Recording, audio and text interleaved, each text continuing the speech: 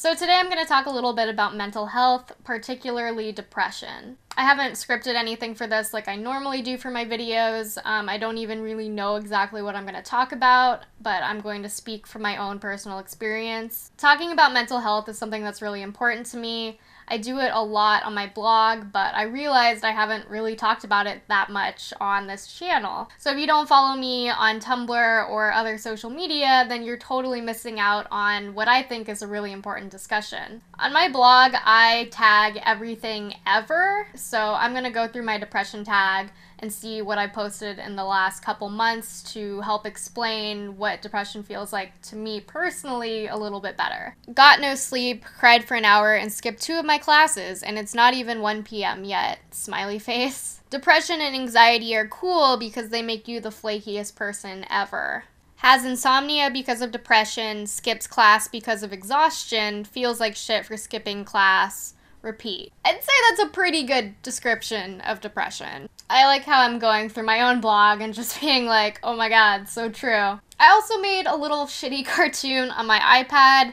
Not an artist by any means, but it kind of helped me figure out my own emotions, and it was productive, which I find doing little productive things and creating something actually helps when I'm depressed a lot. I've talked about all of these symptoms in the past in one of my videos, I think like over a year ago, and I think it's actually my most popular video. It's called I Didn't Know I Had Depression, because I didn't know I had depression. I made that exact same joke in that video, by the way. I'm just being honest here because you might watch the video, you might not, and you're gonna be like, man, she makes the same jokes all the time. And I'm just gonna be like, yeah, I do.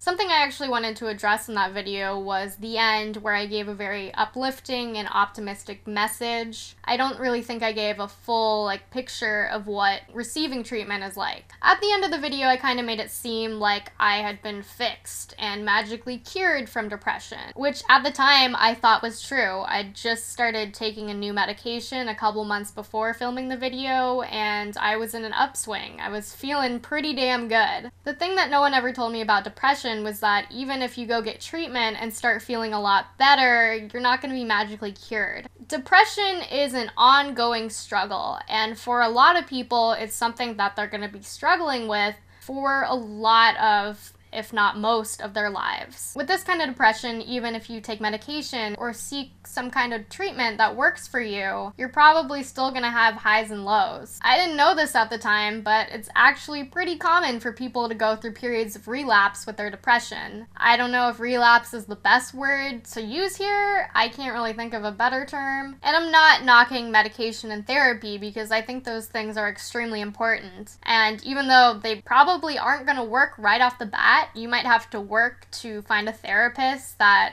works for you. You might have to go through several different types of medication with different dosages until you finally find the right one. But I think in most cases, they can be super helpful. However, I want to note that even though I think it's always a good idea to get diagnosed if you have the ability to, I also recognize that I'm really fucking privileged. I have access to health insurance, and I can see a psychiatrist who can prescribe me medication. I'm over the age of 18, and I didn't have parents who tried to dismiss mental illness or pretend that it doesn't exist. A lot of people try and pretend that mental illness isn't legitimate. They'll say that they're overreacting or making a big deal out of it, or they're just lazy and need to work harder to be happy. And I'm sorry, but if you've experienced depression, you know that that is bullshit. Shaming people for their mental health issues or telling them that their experiences aren't valid is only gonna make it worse. Especially since there seems to be this idea that, teenagers are diagnosing themselves and they're pretending to have all of these mental health issues, to be cool.